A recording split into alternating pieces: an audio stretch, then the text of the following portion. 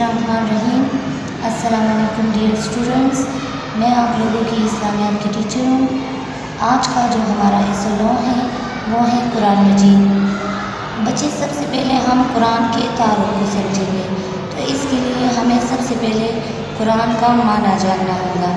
यानी तारुफ में सबसे पहले आता है कुरान का माना। तो बच्चे, कुरान का माना है वो चीज़ जो बार बार पढ़ी जाए। कुरान ही वो किताब है जो कुर्रे अर्ज़ यानी ज़मीन पर सबसे ज़्यादा पढ़ी जाती है। फिर उसके बाद हम आएंगे नाज़िल होने के बारे में। यानी अल्लाह ताला ने इंसान की कामिल रहनुमाई के लिए अंबिया कराम अलैहिस्सलाम मबऊस फरमाए, यानी दुनिया में भेजे और इन पर किताबें नाज़िल फरमाई।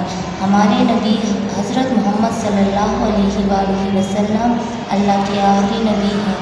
अल्लाह ताला ने आप सल्लल्लाहु अलैहि वसल्लम पर कुरान मजीद नाज़िल फरमाया। ये अल्लाह ताला की आखिरी किताब है।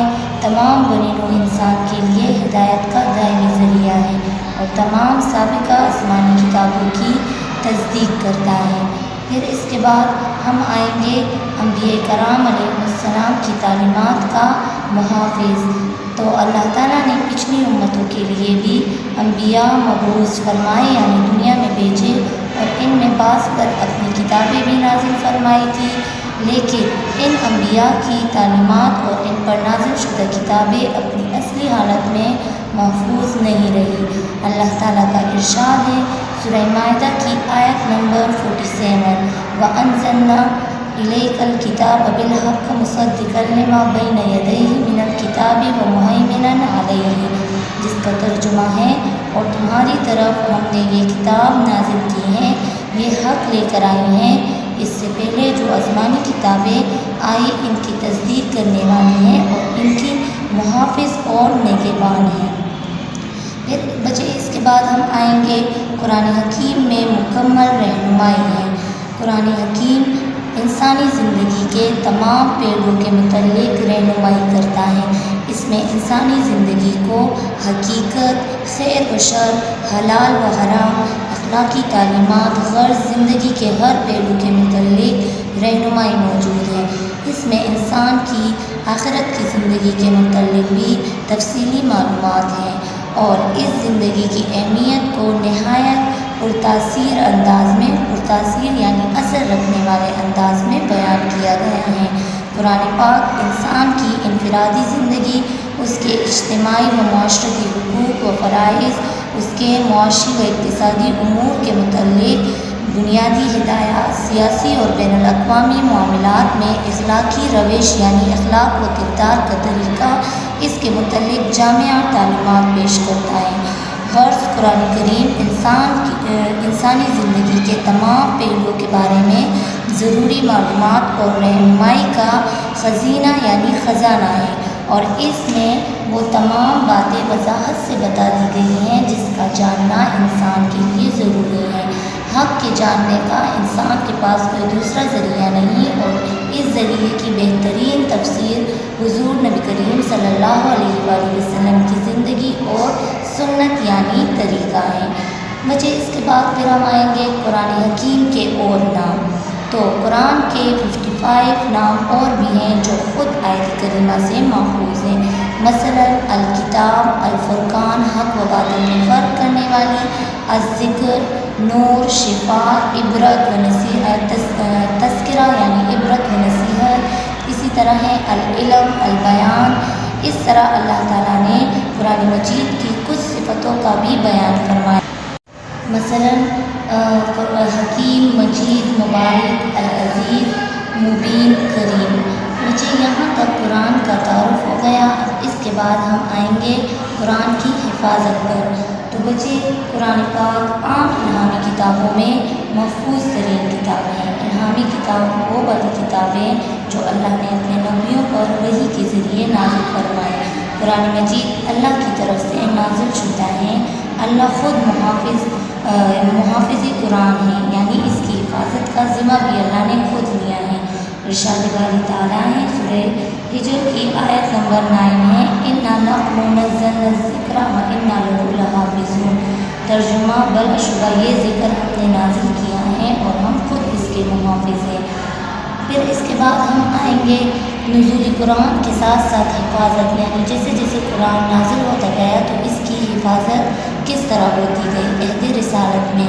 تو قرآن مجید رسول اللہ صلی اللہ علیہ وآلہ وسلم پر ایک ہی وقت میں نازل نہیں ہوا، بلکہ تقریباً 23 سال میں تھوڑا تھوڑا نازل ہوا۔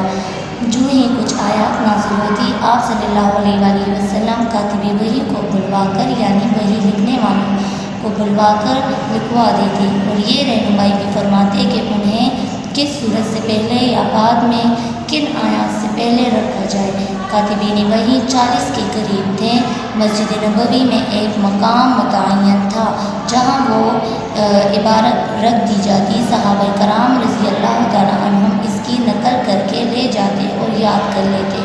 مختلف اوقات خصوصاً 5 نمازوں میں اس کی تلاوت کرتے اور اس کو سمجھنے اور اس پر عمل پیرا ہونے کی کوشش کرتے۔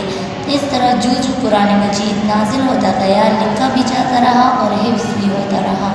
اس عمل میں صرف مرد ہی نہیں بلکہ خواتین بھی شامل رہی، یہاں حتیٰ کہ نبی اکرم صلی اللہ علیہ وآلہ وسلم کی حیات طیبہ ہی میں مکمل قرآن اکثر امہات المؤمنین صحابہ کرام اور صحابیات کو حفظ ہو چکا تھا، اور متعدد یعنی کئی صحابہ کرام رضی اللہ تعالیٰ عنہم نے ان کی مکمل نقول بھی تیار کر لی تھی۔ پھر اس کے بعد ہم آئیں گے حضور نبی کریم صلی اللہ علیہ وآلہ وسلم کا قرآن کو سنانا اور تصحیح یعنی اصلاح کرنا۔ تو قرآن مجید نازل ہوتا رہا اور آپ صلی اللہ علیہ وآلہ وسلم کے قلب یعنی دل پر محفوظ ہوتا رہا، اور اس طرح پورا قرآن آپ صلی اللہ علیہ وآلہ وسلم کے دل پر نقش ہو کر خود بخود یاد ہو گیا۔ آپ صلی اللہ علیہ وآلہ وسلم اسے بلند آواز سے پڑھ کر سناتے۔ حضور اکرم صلی اللہ علیہ وآلہ وسلم رمضان شریف میں دن کے وقت قرآن کا نازل شدہ حصہ سناتے اور صحابہ کرام اپنے ذاتی نسخوں سے اس کا موازنہ کرتے، یاد کرتے۔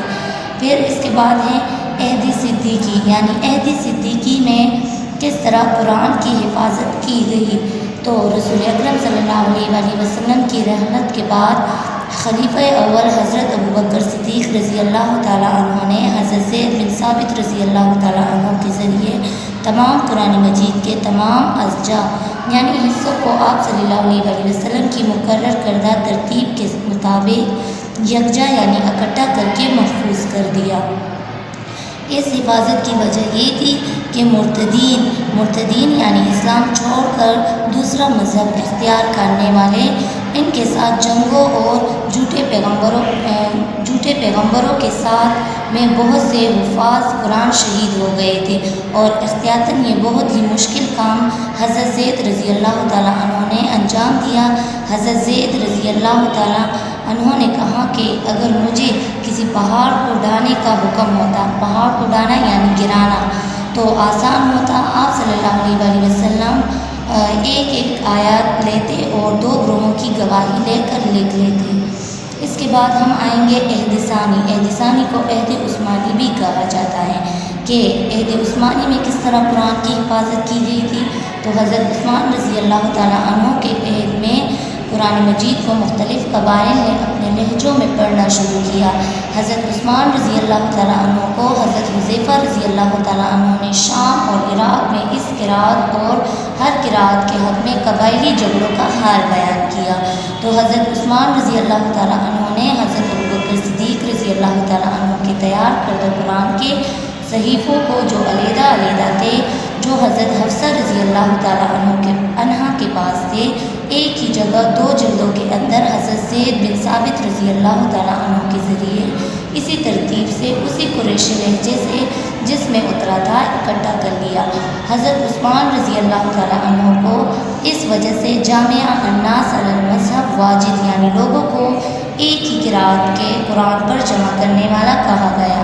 امت پر یہ حضرت عثمان رضی اللہ تعالیٰ عنہ کا بہت بڑا احسان تھا۔ حضرت عثمان رضی اللہ تعالیٰ عنہ نے اس مذہب کے بہت سے نقول تیار کروائے اور تمام صوبائی دارالحکومتوں میں ایک مصحف بھی دیا۔ اچھا بچے، یہاں تک قرآن کی حفاظت کا بیان ہو گیا۔ اب ہم اس کے بعد آئیں گے قرآن مجید کے فضائل پر، یعنی فضائل میں سب سے پہلے جو چیز آتی ہے وہ ہے جامع قرآن۔ قرآن مجید ایک ایسی جامعہ کتاب ہے جس میں زندگی کے ہر پہلو پر روشنی ڈالی گئی ہے۔ اس میں عقائد و اعمال کا بیان بھی ہے، اخلاق و روحانیت کا درس بھی ہے۔ مجھے روحانیت کہتے ہیں اللہ سے تعلق کو، تاریخی واقعات بھی ہے، مناجات اور دعائیں بھی ہیں۔ اس میں ہر قسم کی معاشی، معاشرتی، تہذیبی، اخلاقی، قانونی اور سیاسی معاملات، آخرت، سزا اور جزا سزا و جزا یعنی اس کا بیان ہے۔ پھر اس کے بعد ہم آئیں گے فضائل میں سے دوسرا پوائنٹ ہے محفوظ ترین کتاب۔ 1400 سال سے زیادہ عرصہ گزرا، اس وقت سے لے کر اب تک قرآن مجید کا ایک ایک لفظ محفوظ ہے۔ یہ تحریف اور تغیر سے معمول ہے۔ مجھے تحریف کہتے ہیں چینجز، بدلنا، اور تغیر بھی کہتے ہیں ایک حالت سے دوسری حالت میں جانا یعنی بدلنا، اور معمول کہتے ہیں محفوظ۔ اللہ نے اس کی حفاظت کا ذمہ لیا ہے۔ پھر اس کے بعد ہم آئیں گے عالمگیر کتاب۔ عالمگیر کا مطلب ہے دنیا میں پھیلی ہوئی کتاب، دنیا پر چھانا۔ تو قرآن مجید میں ساری دنیائے انسانیت کے لیے ہدایت کا پیغام ہے۔ اس کی تعلیمات ہر دور اور ہر ملک میں قابل عمل ہے۔ پھر اس کے بعد ہم آئیں گے حق و باطل میں فرق کرنے والی کتاب۔ تو اللہ نے فرمایا کہ اس نے اپنے بندے پر فرقان نازل کیا، یعنی یہ حق و باطل کے درمیان فیصلہ کرنے والی ہے۔ پھر ہے سچی اور شک و شبے سے پاک کتاب۔ یہ سچے خدا کی شک و شبے سے پاک کتاب ہے، یعنی قرآن میں ہے پہلے پارے میں ذالک الکتاب لا ریب فیہ، یہ کتاب اللہ کی ہے، اس میں کوئی شک نہیں۔ اب بچے ہم سارے لیکچر کے خلاصے پر آئیں گے کہ ان میں خلاصہ وہ کیا ہے۔ تو بچے خلاصہ یہ ہے کہ قرآن مجید اللہ تعالیٰ کا کلام ہے، یہ محفوظ ترین آسمانی کتاب ہے۔ اس میں جو کچھ بیان ہوا ہے وہ یقینی علم اور حقیقت کی بنیاد پر مبنی ہے، اور اس میں کسی شک کا گزر نہیں۔ اس میں ہر زمانے اور ہر خطے کے تمام انسانوں کے لیے مکمل ہدایت و رہنمائی موجود ہے، اور انسان کی دنیا اور آخرت کی حقیقی فلاح کا دار و مدار یعنی انحصار اسی پر عمل کرنے میں ہے۔ اس لیے قرآن کریم کو بڑی فضیلت حاصل ہے۔ جس طرح یہ کلام تمام کلاموں سے بہتر ہے، اسی طرح وہ انسان بھی تمام انسانوں سے بہتر ہے جو خود بھی اس طرح کا علم حاصل کریں اور اسے دوسروں کو بھی سکھائے۔ ارشاد نبوی صلی اللہ علیہ وآلہ وسلم ہے خیرکم من تعلم القرآن وعلمہ، ترجمہ تم میں سے بہتر وہ ہیں جس نے قرآن سیکھا اور سکھایا۔ اس لیے ہمیں چاہیے کہ قرآن پاک کا علم حاصل کرنے کی طرف سب سے زیادہ توجہ دیں اور اس کے لیے کسی طرح کی محنت سے دریر نہ کریں۔ قرآن کریم کی تلاوت بڑی نیکی ہے، اس کے ایک ایک حرف کی تلاوت پر 10 نیکیاں ملتی ہیں۔ اس پر عمل کے نتیجے میں اللہ تعالیٰ دنیا اور آخرت دونوں میں اسے عزت اور سرفرازی عطا فرماتا ہے۔ اس سے منہ پھیرنے والے ذلیل و خوار ہوتے ہیں۔ تاریخ گواہ ہے کہ مسلمان جب تک قرآن کی تعلیمات پر عمل پیرا رہے، دنیا میں غالب رہے۔ جب انہوں نے اس کی طرف سے غفلت برتی تو عزت و سربلندی سے محروم ہو گئے۔